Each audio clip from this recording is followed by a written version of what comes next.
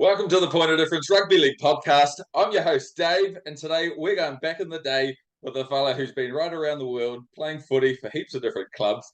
And he made one appearance for the New Zealand Māori team, 2002. It's the one and only Powhiri Bidois. How are you, man? Good, Dave. Thanks for having me. And it's really looking forward to the show. Yeah, man. It's great to have you. Now, my first question is, did I say your name right? Because it's one I've never really come across before. Perfect. Oh, look at that. Really Not well, bad. Oh, good, man. So how you been? What have you been up to in recent times? So married with 3 kids and just a big passion for sports. I spend a lot of my time, spare time, and even during the day thinking about soccer, football. I coach football at an academy, Tauranga Moana Academy up here in Tauranga, and coaching my son for the last 3 years, and my older nephew before that. So you've been coaching football for about 8 years now, and work for an organisation that helps people get into long-term housing tenancies. So yeah, that's what I've been up to. Beautiful, man. Beautiful. That must keep you pretty busy. It does, yeah. And I think the passion for sport I've started when I was really young, and my journey through rugby league, having played under a lot of really, really good coaches. I think I was always going to coach. Probably thought I was going to coach rugby league, but up here in Papamoa, football is huge, and my older boy started playing, or nephew started playing football. Then I got involved, and now my 10-year-old, and absolutely love it. Yeah, I mean, it's not rugby league, but it's sports. It's all the same, you know. You bring the same values and experience, and trying to develop the team spirit and stuff like that. So yeah. Beautiful. That's so cool, man. Well, it's time to rewind the clock on your career, man. So, first of all, you said you're living in Papamoa, is that right? Yeah, live in Papamoa. Been here since 2009. My whānau's from here. I'm the Bidois from Ngaitirangi, Pirirako in Te Puna. And but I was born and raised in Taranaki. Right. Yeah. Okay. So, what was life like for you back in the day, growing up in Taranaki as a young fella? Like, what was your life like? You know, family life, and how did that lead into your rugby league journey? Yeah. So sport was a huge part of my positive memories as a kid. You know, mum took me to played for the local rugby club. Tūkopa was my first experience in sport, and then really enjoyed Rugby Union. Yep. But on the street that I lived on, we had a lot of league players, and I started getting curious. And it was around the time when the Winfield Cup started, was on TV with the Canberra Raiders, and in the late 80s, early 90s, and it was getting really popular. And so I think I was 9 or 10 when I just started playing a little bit of league, and just dabbled in it and loved it. You know, it was something. It was like a novelty. And you could run with the ball. You had proper aftermatch functions. You know, he'd have a feed after the game. And I played for a club, Western Suburbs, and I think one of the differences too is you all went to the game on a bus. You know, because you played on Sundays, and so when we went and played Waitara or Hawara, all the teams went on one bus. And just built up this really, community, feeling of community and camaraderie, which you didn't get in the rugby. You know, when you played rugby, you just had one game and then you just went home. But league. That's when I really started sort of falling in love with league. Okay, so apart from the functions and all the goodies that you get to eat during a function, what was it about the game that was your number one thing that made you come back every week and lace up the boots? Well, I played prop in rugby. Didn't really get much ball, you know, stood just in the scrums. And so when I played league, I could get the ball and run with it. Yeah. And start bumping people off. And I had pretty good hands because I played cricket as well. So I could do a few offloads and that, you know, so I just, I could express myself more playing league. And I guess just that it was just a bit more one-on-one. You could sort of, instead of pushing in a mall. Yeah. So would you say it's fair to say that you loved the contact, like you very much love that, running into guys and snapping them in half type of thing? Yeah, yeah, yep, yeah. I like that part of it, and I think when I was younger, I was sort of had a low center of gravity. I was pretty good at bumping people off, and Yeah. popping balls. So I sort of, it just suited my skill set, I think. Yeah. Definitely. You've got some size behind you. Were you always a massive fella growing up, like the size of a prop, or were you a Um, late bloomer filling out, or whatever? when I was older, when I got to seniors, I wasn't big at all. Okay. I was just really in the juniors. I was under 50. I was one of the bigger ones in Taranaki. Okay. But when I started playing, rep footy, like my first rep team under 15s, went to nationals at Burnham, and Yes. I mean, I was big in Taranaki, but I wasn't big compared to the rest of the dudes around. A lot of them players from Auckland and Canterbury and Wellington, but we caught up to them Yeah. when we got the under 18s and stuff like that. But it helped when I was younger, but I had to adapt as the game got quicker. So Yeah. used I was about 110 kilos when I was 15. Oh, really? Yeah, Oh and my then God. when I played my first game for the New Zealand Māoris, I was only 100. I was only Okay. 99. So yeah, I kind of just got a lot fitter, just adapting to the game because the game had started changing. Right. The speed of the ruck and all that. Yeah. Yeah, fair enough. So you said you went to Burnham Army camp with the under 15s Taranaki tournament. So was this your first rep experience, and what was that experience like to be coming up against the best of what New Zealand had to offer in that tournament? It was a big eye opener. Yeah, it was Okay. really, really. It was a challenging experience, but something I think you need to go through if you want Yes. to get better because you got to see what's out there. And so I'd say we were only in the third division. We were playing, Okay. we were playing against West Coast, Southland, Auckland Development, and I think Northland was in our grade. So we didn't even get to play Auckland at that Right. stage yet. So we were in the third division. We did all right. I Yeah. think we came second in our division. Then the next year, I made the under 17s. So I was like a first year. It was under Yep. 16s. And Okay. that was in Waiuru. And that was Right. another national. And we were in the first division. And we beat Canterbury. Amazing. I think it was Amazing. I think it was the first time Taranaki had ever beaten Canterbury. And it was massive. Like I bet. yeah. It I was wonder if it's because you finally found a place colder than Canterbury. Because Wairu's freaking cold, man. oh yeah, I just remember we had some really good players, older players in that team, and we only had four. I think we only had 4 or 5 teams in our competition in Taranaki, but we always seemed to be able to put a good rep team together, Yeah. especially in the time that I was playing rep footy for Taranaki. So once we were in the first division, we stayed there, and Right.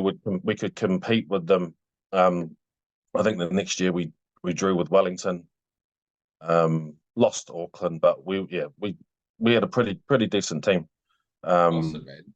as we got older, as we sort of the physical was they weren't so Yeah. much bigger than us anymore. Yeah, Yeah, those Auckland boys, there's some beef on some of them, man. I wouldn't want to oh, be yeah, taking them under down. 15s they were yeah they look like men. Yeah, Oh, funny. So going back a few years, you actually played for the New Plymouth Boys High School first 13 side. In 1995, you went to the national grand final against St. Paul's at Ericsson Stadium. So I didn't even know Taranaki had such a strong rugby league presence, like because it's typically a rugby union stronghold. So, what was that experience like to head up to Auckland and get in the grand final? yeah. So that came about through a few years of hard work by I think a lot of coaches in the background like John Devonshire, who's been involved in rugby league all his life, and from a lot of us, he was the guy that he started an academy Okay. And this is back in the day before academies, like a rugby league academy type of thing. And he saw an opportunity because most of us all went to boys' high. So I went to a New Plymouth Boys High School, esteemed rugby union school, and still is. And just getting it started off the ground was sort of outside the square. But once we got going and we started getting some success, the school actually was really supportive of us. And we actually started using some of our good rugby union players. Right. So when we got to the semi-final, we played against Hill Morton from Christchurch, and they had a lot of a few junior Kiwis in there, Crusader, Tony Kopolani. They had a really good team, and we played them on the gully. And the gully in New Plymouth Boys High School was like hallowed turf for the first 15, and we were the first rugby league team to ever play on that field, and we had to get permission. They had a new principal, fortunately for us, and so we I'll never forget it. It was it was big crowd, and we had 4 of the our best rugby union players in our team as well, and we beat Hill Morton by 1 point. Amazing. And that put us into the final against St. Paul. So that was really and it was televised, the final. That was it was awesome experience, and the school really got behind us, and there was a lot of good opportunities back in the 90s, just before the Warriors came in. Around when that Lion Cup period, there's a lot of money being put into local rugby league, and domestic rugby league in New Zealand was quite strong. Yes. A lot of lots of clubs, and school, was just really good time to be involved in league, and it was a really good experience. Absolutely. So moving forward a little bit, 1997, you went over to the Illawarra Steelers in Australia on a scholarship. So how did this opportunity come about, and what were sort of the opportunities that came from that as a result? So I made a decision, I think, after in under 17s, I wanted to be a professional footballer. That's was the goal I set. I had 3 or 4 goals. I wanted to be a professional footballer. I wanted to be a junior Kiwi. Wanted to play for the New Zealand Māoris, and I wanted to travel. That was sort of my 4 goals in life at that stage. And I just worked really hard. Trained a lot. Changed the way I ate. Just really committed myself to see where I was, where it was going to get me. And I think the guys in Taranaki who chose this scholarship probably saw that, that I was working hard.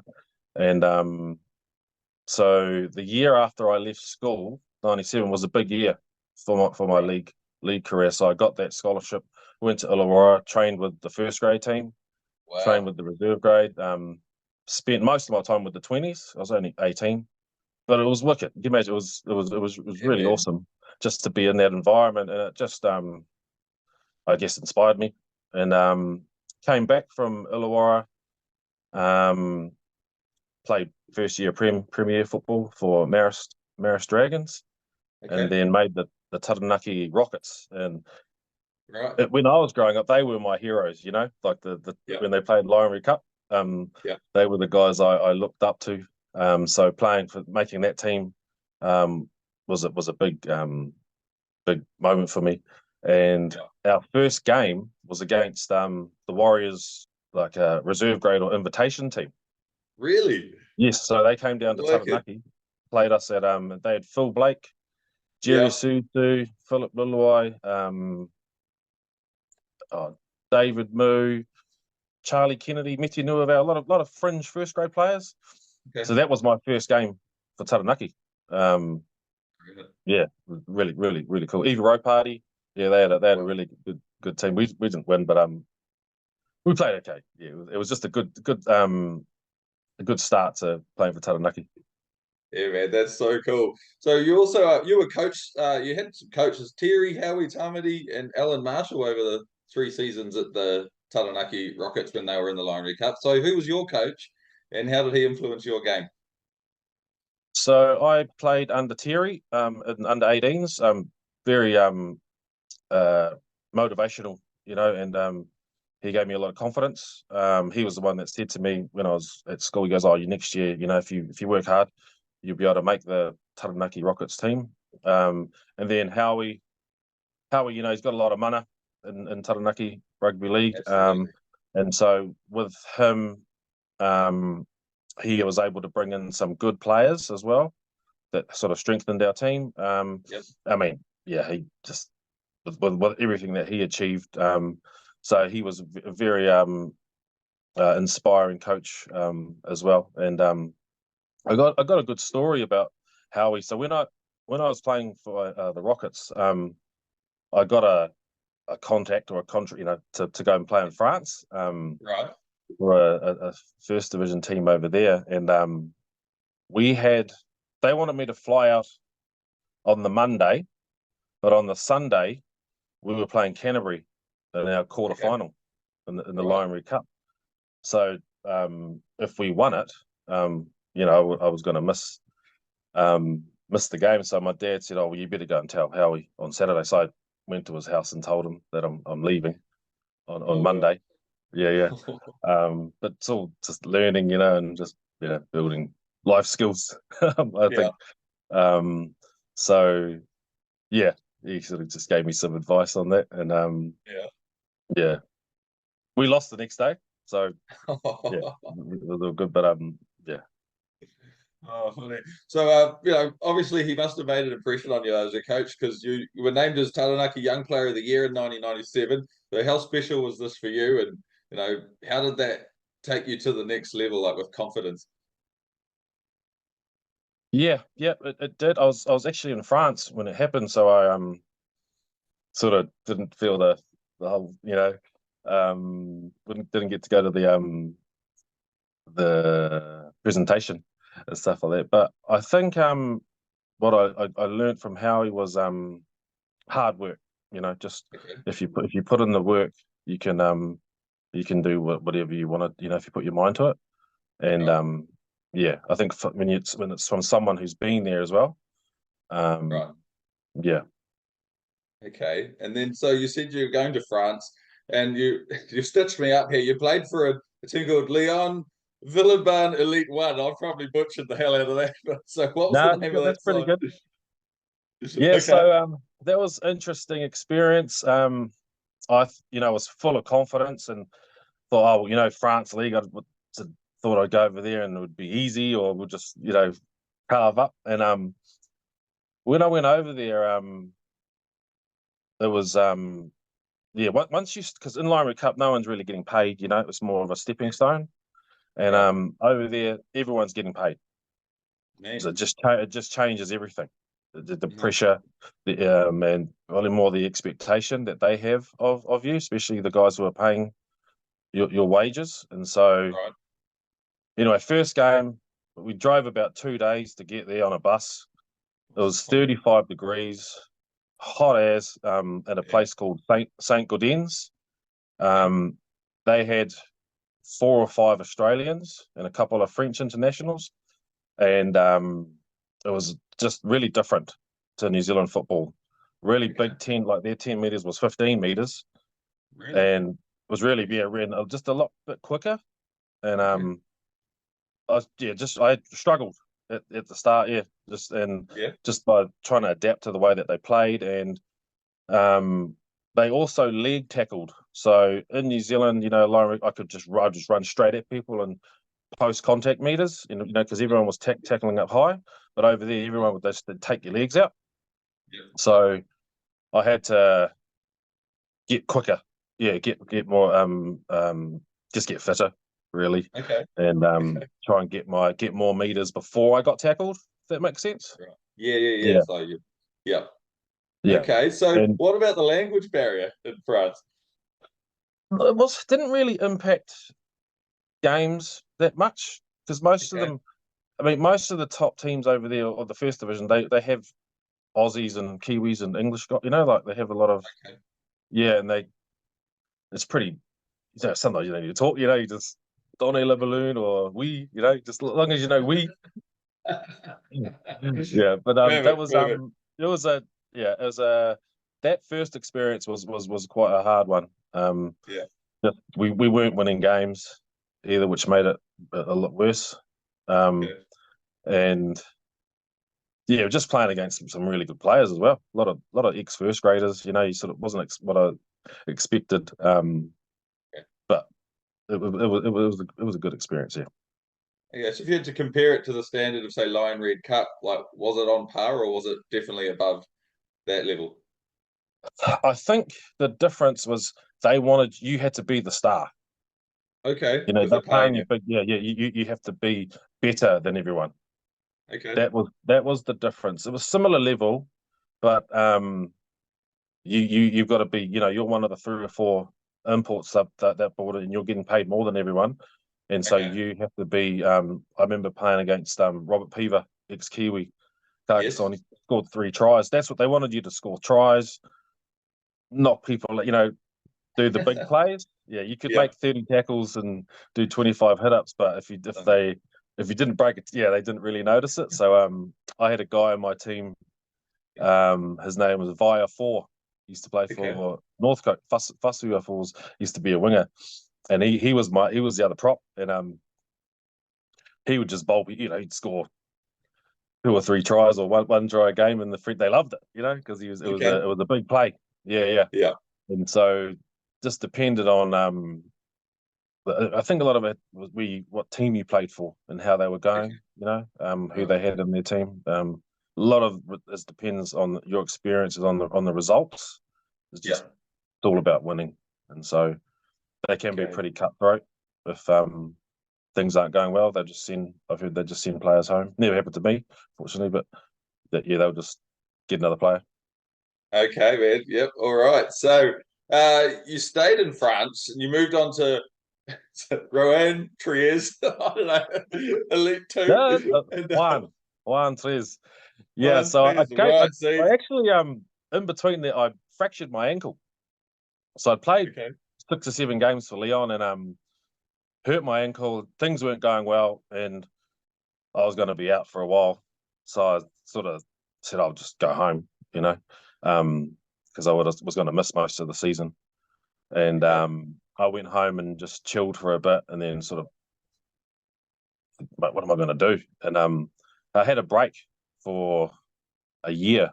I was in Okay. between, and then started playing again, and then got a contact again to play for Juan Tres, Yeah. and yeah, went back over there. Different sort of setup. They were in Elite Two, Yes. so funny. Money was the same, but it was just Yeah. at a different division, and that was loved it. Okay. Really loved that experience because they didn't win the season before I went there. They didn't win many games, and the first season I went there, we made it to the semi-finals, nearly made the grand final. So Right. because of that success and just the way that they looked at it, it just made it a lot more enjoyable, Okay. and made a lot of good lifelong friends, and just yeah, really loved it. Yeah. Wicked, man. Wicked. So, was there any like great stories or memories that stick out in your mind from your time in France, in particular? Um, I've never seen someone do.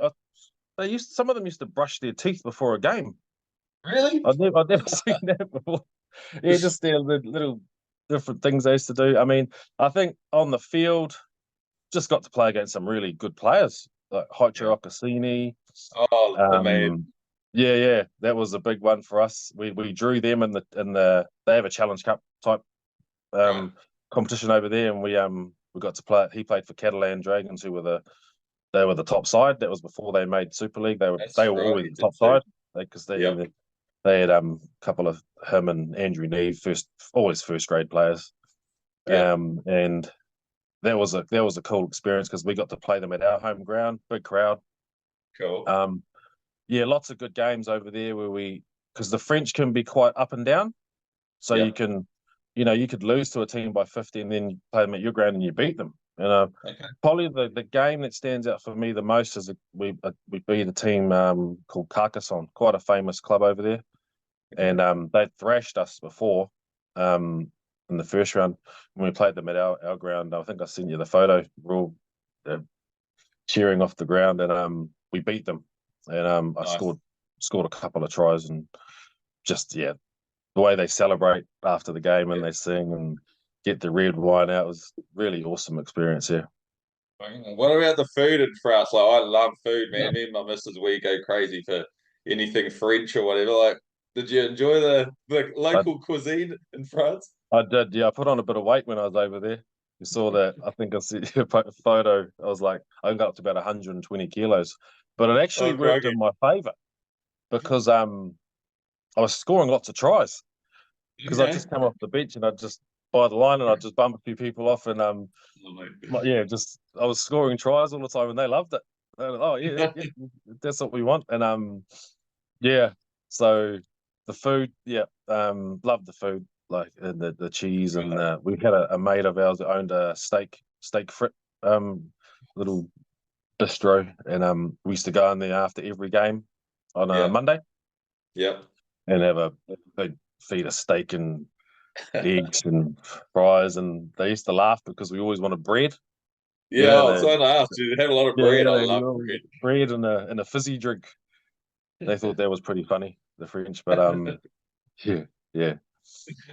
Oh, awesome, man. So, you came home to New Zealand in 2002 for the Bartercard Cup, and you signed with the Taranaki Wildcats. So, was it good to be home? And how did you end up going back to the Wildcats? So yeah, I was supposed to go back 2000 finish 2001. I was in the off season, and my girlfriend at the time was a rep netball player. She didn't want to go back, and just a few things. And then 911 happened. Yes. Yeah, and then so we just decided to stay. And I knew Taranaki had got a team into the Bartercard Cup, Yep. so I actually watched the 2001 final with my dad. We were just sitting at home in Taranaki, and I was watching that. It was Hibiscus Coast versus Eastern Tornadoes, Okay. and I said to Dad, I said, oh, I could play in that because I recognised some of the players. Yeah. And then 1 year later, I'm playing in the grand final on TV Wicked. Yeah, man. myself. So yeah, manifested it somehow. But there was a few things before that happened before I got up there. Yeah, that's right. Because you came back with Taranaki, but then like you had a mid-season transfer to head up to Hibiscus Coast Raiders. Yeah, so So what happened there? we playing for Taranaki. We I think I played the first 6, 7, yeah, maybe 7 or 8 games for them, and Okay. we were doing okay. I don't think we'd won a game. We'd drawn a couple, um, and then we were playing Hibiscus, and they hadn't lost a game. They were the reigning Bartercard champions, and we knew they had all the Paliacina, Jeremy Smith. They had a lot of first graders and a lot of development players as well. They had started becoming a pathway to get to the Warriors, and so we played them on a Sunday at Pukura Park, and we beat them. Man. And I think it was the only game Taranaki won that year. Okay. So I call it one of the biggest upsets in New Zealand Rugby League history. Yeah, so we beat them, and I got man of the match at the after-match function. Yeah, I got one of the coaching staff, names, just gave me a piece of paper, and he said, "Oh, give us a call during the week." Okay. The Raiders, they knew all the rules. They were pretty on to the management up there, and so I called them during the week, and I thought this is my opportunity. I was going back to my goals I had. I knew if I could get to Auckland and a really good team, I could maybe make some rep teams, or even make the NRL, big You never goals, know. and called them, and they said, come up, this weekend. So they got me and my mum and dad up there. They put us up in a hotel in Orewa, and I played a game of Fox for them against Manukau. Yeah. I actually went there. I was in my Taranaki Wildcats tracksuit. With my Wildcats tracksuit, just and had a game of Fox, and Blue McLennan was actually their assistant coach, and he sort of stepped down from the Bartercard. Yeah, right. And I just remember the place was pumping. Yeah, it was packed, and people were just sort of coming up to you, and that was just in the Fox, and all the Bartercard guys were just watching because they played the next day. Okay. And Sunday, I was supposed to move in with Kenny Sterling, ex-Kiwi. Really? Yeah, Wow. That was the plan. Didn't work out, so I ended up staying with Tony Benson and Lou, who I am very close friends, and really helped me out a lot. And so I stayed with them in Takapuna, and just started training with them, with the Bartercard team. And they asked me if I wanted to play another game of Fox the next week, and I said no. I didn't want to. I don't want to play Fox. I want to play Bartercard. And so Tony was like, "You're just gonna have to wait till someone gets injured." Right. Fortunately, someone did. Okay. I think 2 weeks after I moved up there, he's like, "Oh, you're coming with us to Christchurch. We're playing Canterbury." And that was my first game for the Raiders, and we won, beat Canterbury. The rest was the rest is history. And had a really awesome year up there. They had so many good players, such a good culture, and really helped develop my football. Nice, man. Nice. So was it like quite a, when you change clubs, were they quite welcoming, the new guy coming in halfway through the year? Was there, any,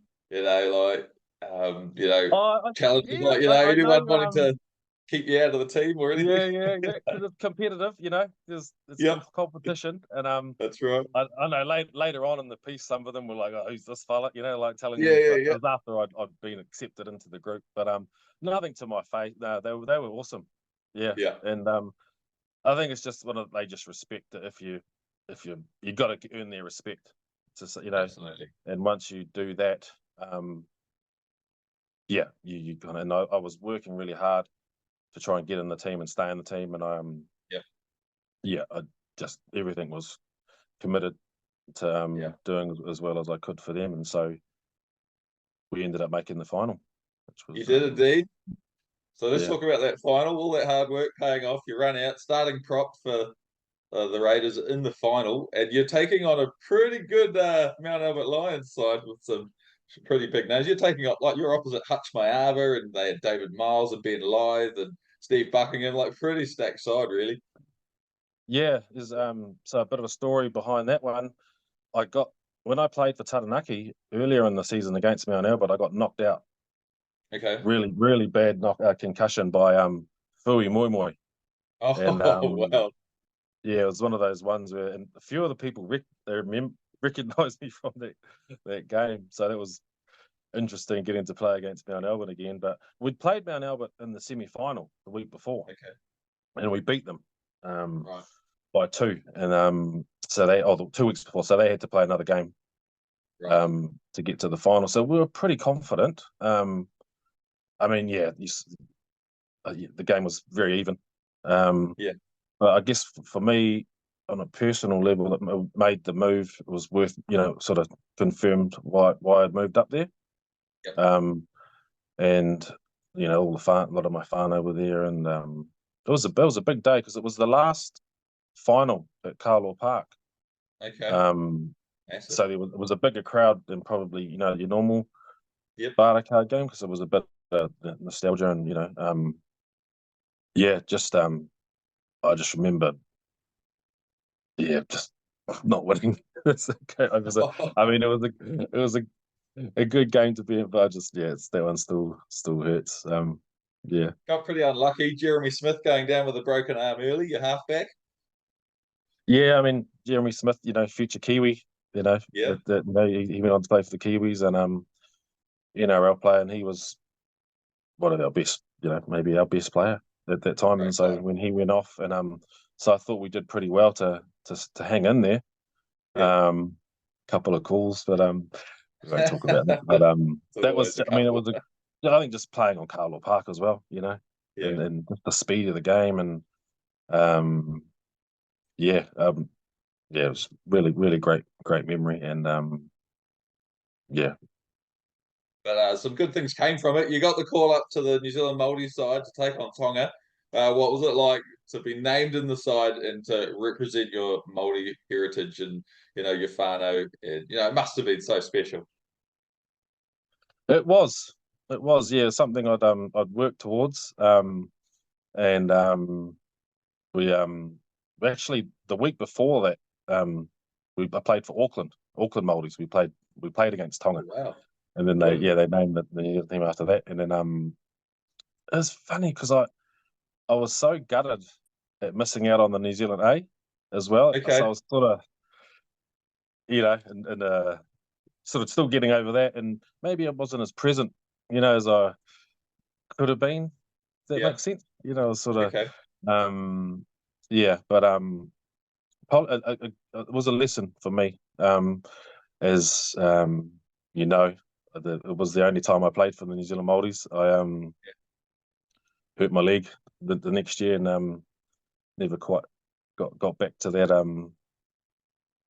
level again. But great experience, and something I'm very proud of, and played with some really good players in that team, and with some good coaches, Bernie Petanata, Yeah. Chris Nahi, Aaron Hedemeyer, Oh, Cheyenne Muti. really? Yeah, really, really good team. Yeah. Wicked, man. Okay, so how did that match go against Tonga? Because I can't recall the score. And I tried to find some information We about won. it, but We won. We played at the Rotorua International Stadium, and okay. yeah, because they beat us when we played for Auckland, and yeah, well, we won quite convincingly. I think it was Right.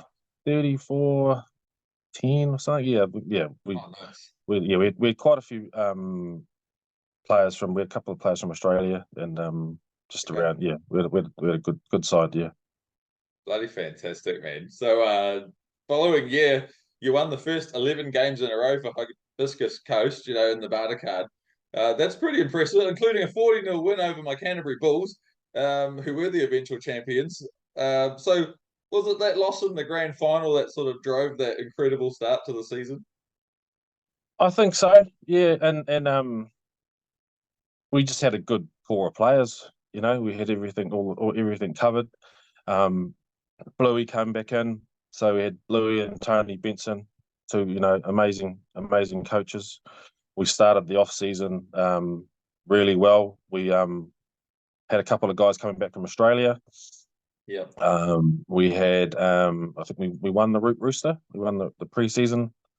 competition. And we had a really good side. We were just really fit, really really fast, and just a good tactics as well. With Bluey and Butters, like that. Yeah, really good tactics, great kicking game.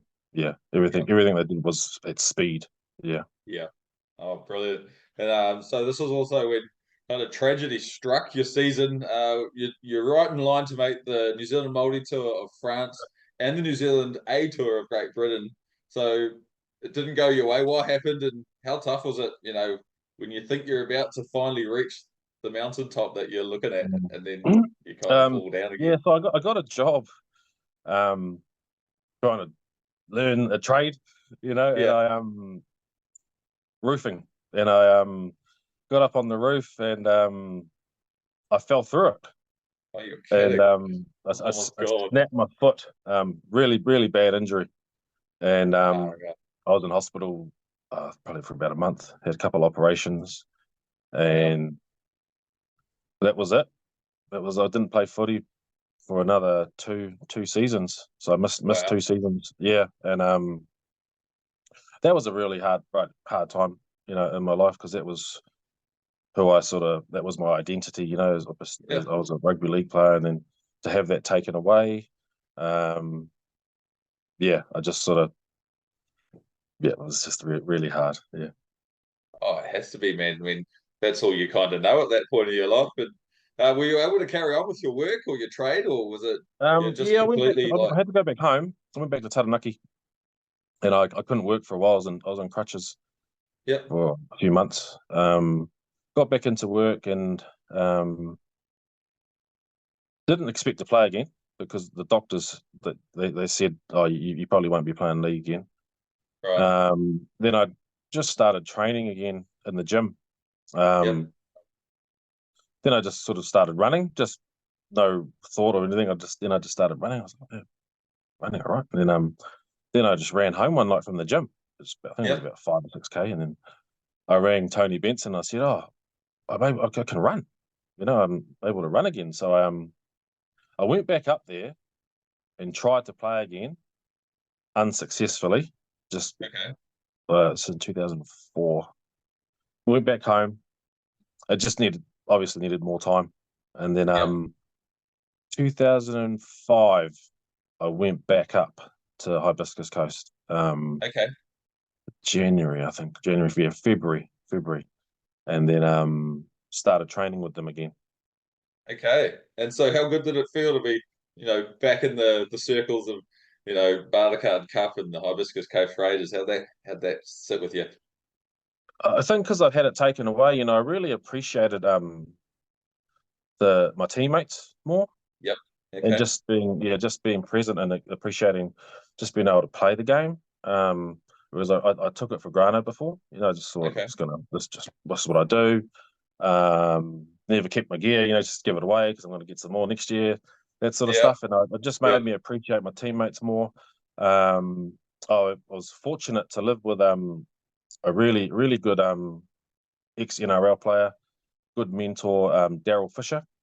Okay. So I lived with him, learned a lot from him, probably more about life than Yep. anything. So I was very fortunate to have those experiences outside of football. And it was a fun season. I kind of I couldn't play like I could before. I was Okay. just wasn't as agile. Everything was slower. My play the Yeah. ball was slow. I couldn't run as fast.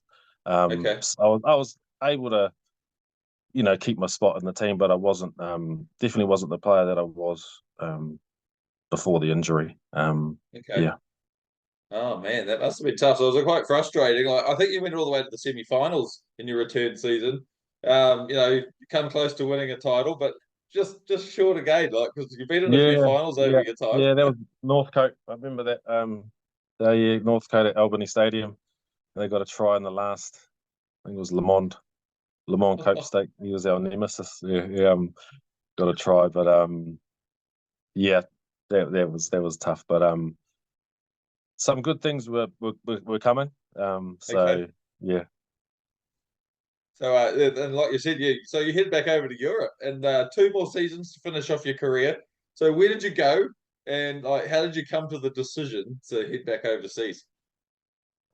So Tony Benson had gone over, and he was coaching Lee Centurions, Oh yes. and he set it the contact up with Hector McNeil was the manager of or the chairman of CEO of the London Scholars, and they were looking to get some players over Okay. from New Zealand, and so through Tony and Daryl was our agent. Um, Yeah. very very smart guy with all the paperwork and the visas and all that. And so myself, Chris Shears, Sean Utter, Okay. and Daryl, we all went over together Right. to London, and so that they set it all up, and it was really really cool. Yeah, really really Yeah. different I experience bet. again. But yeah, loved it. Yeah. Yeah. So what were some of the teams you played in that division that we might So yeah, we recognise? we were in the National League too, but I mean, when we first got there, we had a pre-season we played against the Harlequins, which was Okay. they changed their name. They used to be the London Broncos, Oh, really? and the way that rugby league is sort of structured over there's lots of different competitions. Like you got the Northern Rail Cup, Challenge Cup. So you do get to play against some of the top sides Right. earlier on in the competition. Yeah. So you usually don't win. It's usually a big score. But even just that experience, even just to play against those teams, Yeah, man. and we had an all right season. London was there's not many. They always had to bring players in because, Okay. most of the players are in up north. Yes.